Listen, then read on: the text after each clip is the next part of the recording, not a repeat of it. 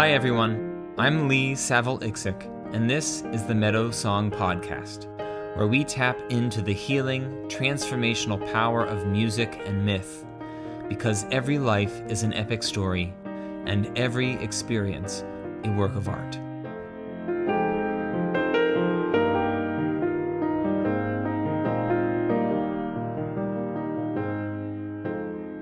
Full transcripts of every episode of the MeadowSong Podcast are available at the show's website.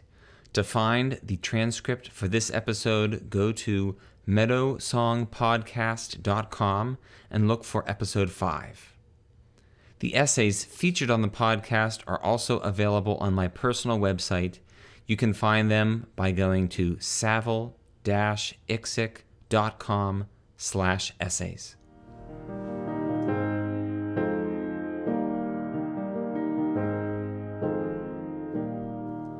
This past summer, my wife gave birth to our second son. Just a few months before, I had begun working with a Jungian analyst to address some personal goals and challenges that had been rising up in my life. Through that work, themes of masculinity and femininity became a point of focus for my personal development. In particular, it became apparent that I was looking for greater access to the aspects and energies of the father and the king archetypes, as I was desiring to be a source of greater order and blessing for my family, in my place of work, and in the realm of my own personal creativity. The father and king are, of course, traditionally considered to be masculine figures. And in meditating on these archetypes, the ambivalent feelings I have had about masculinity throughout my life, and the current state of masculinity in our culture, I came to wonder how I might be a positive model of what it is to be a man in the here and now for my sons. Not someone who reinforces oppressive patriarchal patterns and structures, but rather someone who, in alignment with higher truths, might serve as an encouraging, empowering presence in the lives of those around us. Had I been asked that question 5 years ago, my answer would have amounted to something like, well, be as feminine as possible. As a cisgender male who grew up in a very feminism-conscious home, I understood sexism from an early age. My parents showed us the movie 9 to 5. We were made aware of the way women were portrayed as sexual objects in the media, and there was an overt disinterest, and in many cases, disapproval or even contempt for what was seen as hyper-macho entertainment like football, boxing, and professional wrestling. At some point, I made a subconscious promise to myself not to be that kind of man in any way whatsoever. And that went pretty well for the most part. I've always been known as a kind, sensitive person who cared about relationships and the feelings of others. But there were troubles too. For example, not wanting to objectify women, I had an ambivalent and often disconnected relationship with sexuality and desire. When I was younger and would get angry, I did not know how to channel those feelings into constructive action. Thinking I needed to get rid of these dangerous tendencies, I suppressed them as best I could. But of course, they found other ways of creeping out of the dark corners into which I had shoved them. In my 20s, the white knight identity that I had consciously taken on was constantly undermined by the way in which I would passive-aggressively criticize my romantic partner. All the while, I felt a growing sense of impotence when it came to taking real action towards my truest and innermost goals and desires. In other words, I was lacking the assertive energy, traditionally associated with masculine archetypes, needed to make things happen in my life, so as not to embody what is referred to today as toxic masculinity. I had exiled even the positive aspects of the masculine from my consciousness, only to have the more shadowy aspects sneak through in covert ways. Part of the issue was that I had only a minimal framework for understanding masculinity and femininity as archetypal energies. I'd argue that this is the case for all of us when we are young. Before we can develop this framework, we simply feel archetypes on a subconscious level, and we attach them to the characters in our lives. We see our parents, the gods, the heroes, and the movie stars, and we say, there, that's what it means to be a man or a woman, a mother, a boss, a lover. This process of reduction is natural and necessary when we are in the earlier stages of our psychological and spiritual development. But if our awareness of the archetypal realm never develops past that state, then we easily conflate archetypal energy with stereotypical gender identity. These stereotypes are wounding to all of us, regardless of gender, and they are evident in expressions like "real men don't cry" and "you hit like a girl." In my personal case, I did not identify with what I thought it meant to be a man in society, and thereby lost access to masculine energy in general.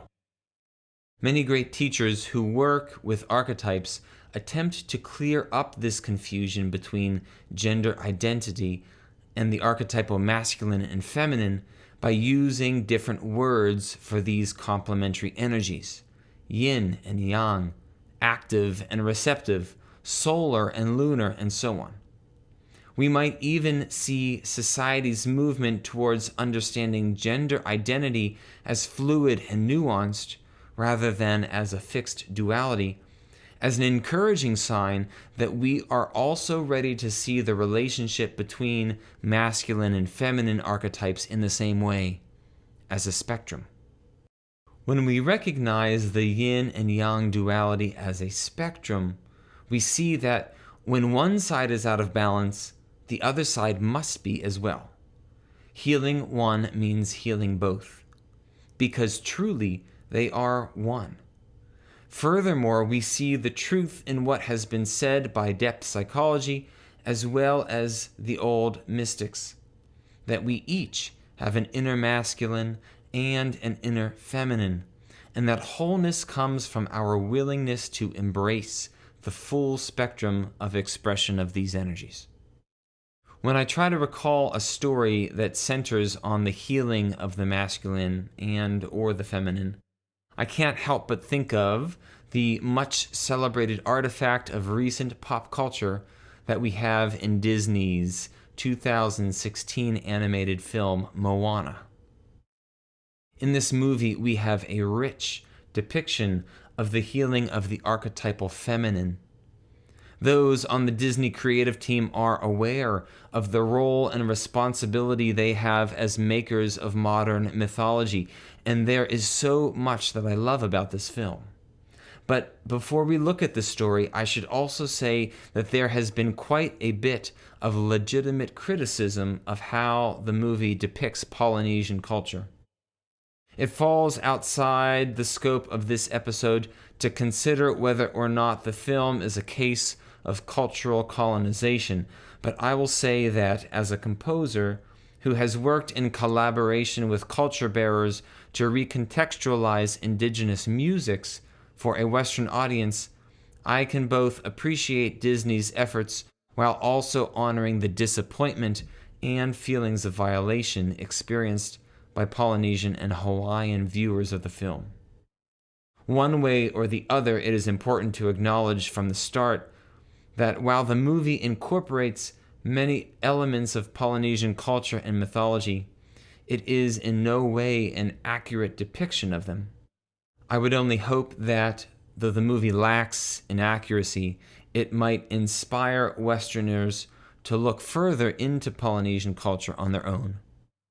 If you'd like to read more about the concerns of how Moana depicts Polynesian culture, you can click on the link in the show notes that will take you to a very well-written and easy-to-read article by a Smithsonian scholar. The tale of Moana, quite through and through, is an archetypal hero's journey, or I should say a heroine's journey. Moana is the daughter of the chief of a Polynesian island village. She is destined to become her father's successor, and while she feels an inner call to explore the world beyond the watery horizon, she knows that to do so would mean breaking her father's rule against risking the dangers of the open ocean, as well as leaving the people of her village to whom she feels obligated as their future leader. It just so happens that the bounties of the island are beginning to show signs of strain, and it looks as though it will not be able to support the village for much longer. The ocean itself has chosen Moana to return the heart of Te Fiti, a divine amulet taken from the great mother goddess by the demigod Maui. She is to return it to its rightful place on a far-away island, and so she leaves her family's village under cover of night to collect Maui off the island where he has been exiled and complete her quest, facing multiple perils along the way, most notably Te Kā, the volcanic monster who turns out to be none other than the broken-hearted Te Fiti. There is much to be said about the ways in which this story captures the zeitgeist of the moment in which it was created, most of which deal with expressions of the feminine, gender roles, environmental sustainability, and the importance of emotional intelligence, to name a few. Even the concept of wayfinding, which is the way that Moana and Maui sail and find where they're going, suggests something of the receptive principle when contrasted with the Western imperial sea exploration of the latter half of the second millennium CE.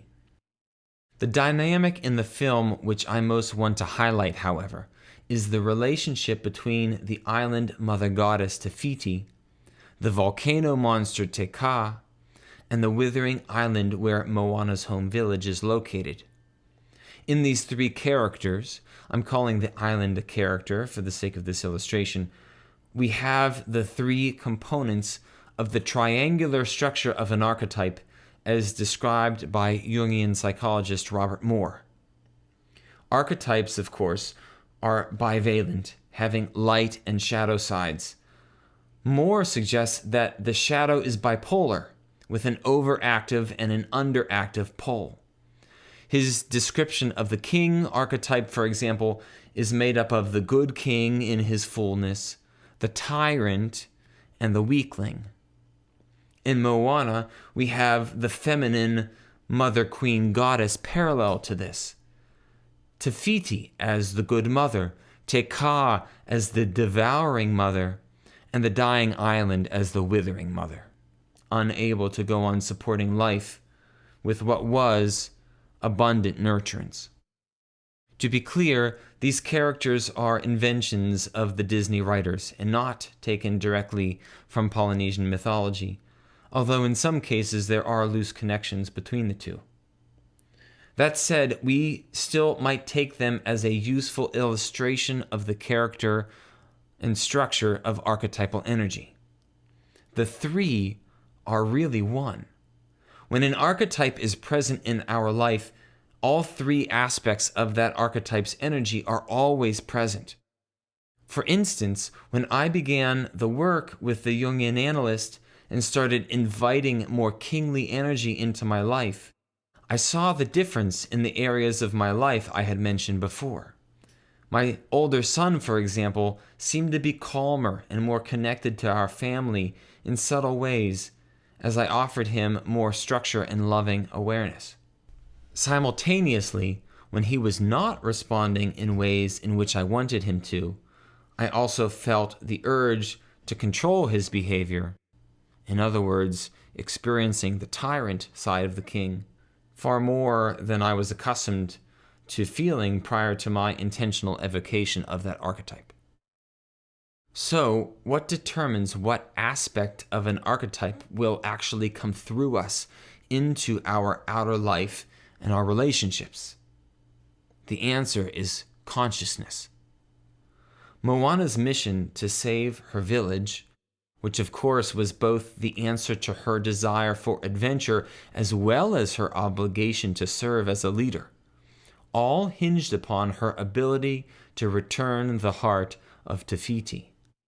And in the climactic scene of the film, Moana, who has deduced that Te Kā is actually Te Fiti without her heart, walks through a Moses-like parting of the ocean towards the fiery Te Kā, who in turn rages towards her. Moana's courage and willingness to face Te Kā has a calming effect on the monster, giving Moana the chance to return the heart. And we watch as the cinder and ash of the volcano creature fall away to reveal Te Fiti, the beautiful, lush, green island mother. The heart is, of course, a symbol of compassion. And it is compassion, of course, and curiosity that allow us to face our own shadow. Suddenly, when we face the shadow of an archetype, in other words, when we bring it into consciousness, we can exercise discernment regarding that aspect of the archetype's energy. In this way, we see that the shadow is not all bad, but rather simply that which is acting through us in an unconscious fashion, usually because we don't want to look at it due to a learned distaste for that form of energetic expression. Like, for example, how I felt about masculine assertiveness as a boy. When we bring consciousness to the shadow, we can decide if, when, and how that shadowy energy might actually be useful and adaptive in a given situation. We know that volcanoes help form the conditions for life to flourish on an island. And likewise, volcanic energy in a person's psychological life, rather than being indiscriminately destructive, can bring about powerful change if channeled in the right way. The writers of Moana also honor the idea that healing the feminine also means healing the masculine. The image they give for this is not so grand as the transformation of Te Kā, but it is not insignificant. One of the critiques that scholars and culture bearers have of the movie is the depiction of Maui. Indigenous artwork often depicts the demigod as a clever young man with a slight build and his hair worn in a top knot, a far cry from the hulking figure in the movie with wild, flowing hair. My fantasy about this artistic choice made by the film's creators is that they wanted Maui to appear hyper macho, as I imagine he's meant to represent Western patriarchy. At the beginning of the film, he comes across as arrogant, self-promoting, and self-interested, dismissing Moana as a princess and a little girl. Indeed, the core conflict of the film's storyline is put into motion when Maui takes the heart of Te Fiti under the hubristic premise that humans could and should have the divine power of creation, so much so that it should be taken from the mother goddess. What could be read as a parallel to the Greeks' Prometheus, which we do actually see in the Myths of Maui, or perhaps even as an allegory for spiritual alchemy, when it's presented in the film, this has more of a hint of the capitalistic obsession with industrial progress. However, throughout the movie, we see Disney's Maui slowly show more and more vulnerability and selflessness, and in the end, he admits he was wrong for stealing the heart of Te Fiti, and he apologizes. When he does this, the source of his magical powers, his potency, which is, of course, his fishhook, is then returned to him. While I really love the symbolism of these images, I will offer one more criticism of the movie that I think helps to illuminate the lens through which the Western eye sees all that we've discussed here. The myth of Maui involves a female figure, Hina, who is his companion and who, together with Maui, symbolizes balance and harmony. It seems to me that balance and harmony are foundational principles within the Polynesian symbol system.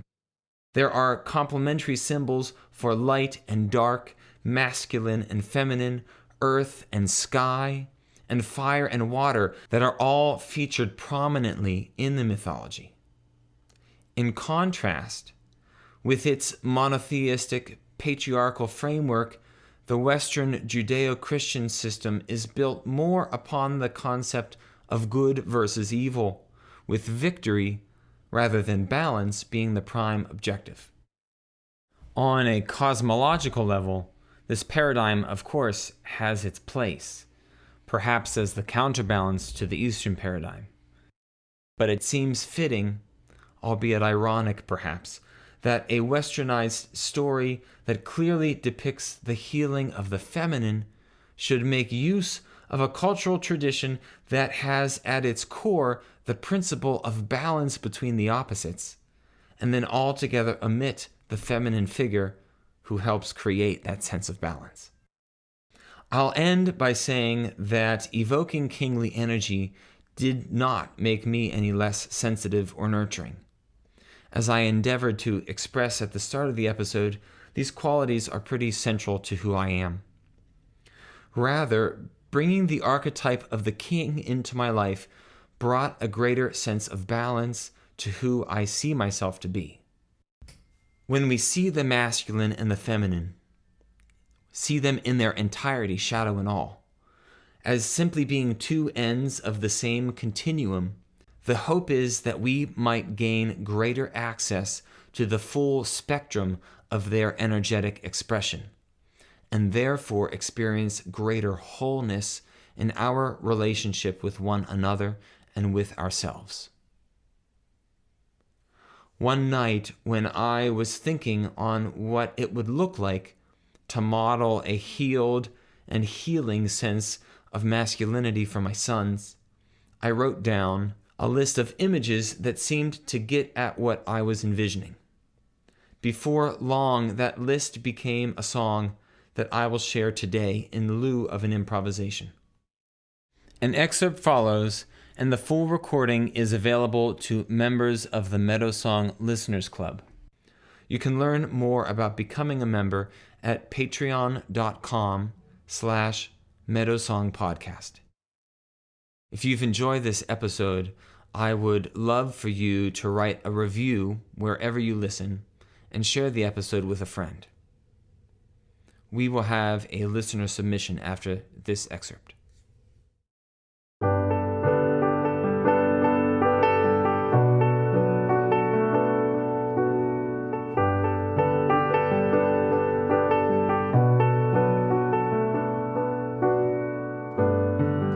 What I'm trying to tell you, what I'm trying to say tonight. All the wise men in their centuries of seeking are still trying to get it right. There's a kingdom within you. Set upon the rise. This is what it means. It's something deep and sacred, and you see it when you close your eyes.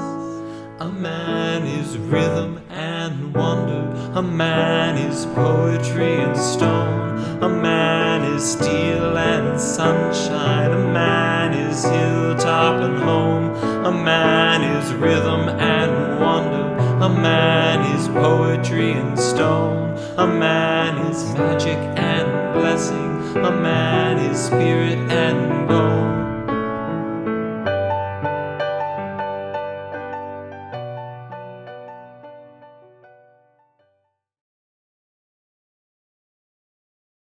Today's listener submission is an intention inspired by the Winter Seeds project we featured in episode 1, submitted by a male listener age 64.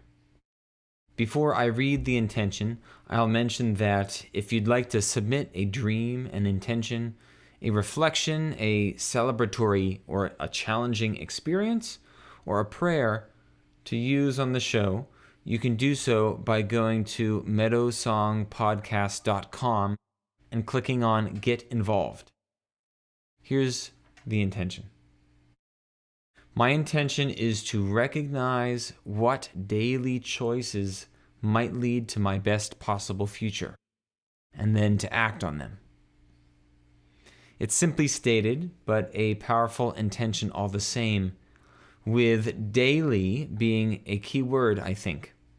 Whether that means establishing a daily routine towards a specific outcome, or perhaps taking things one day at a time and letting those choices build on the previous day and lead into the next. I had originally planned to feature this intention in episode 4 before I made a last-minute change to that episode's format. In that essay, I had discussed the archetypes represented by the planets of Saturn and Jupiter in ancient astrology, and how, just like the yin-yang spectrum touched on today, they represented, to some degree, opposite energies. It struck me when I read this intention and drew from it these two different interpretations, the daily routine one and then the building on every single day, that these two interpretations were somewhat Saturnian and Jupiterian, respectively. We get both the methodical discipline of Saturn as well as the optimistic agency of Jupiter. We'll see how that all comes out in the music. To you who made this submission, I hope this little improvisation is a blessing to your intention. And to everyone listening, I thank you for sharing your time with me. I'll leave you now with the music. Until next time, I wish you all things best and beautiful.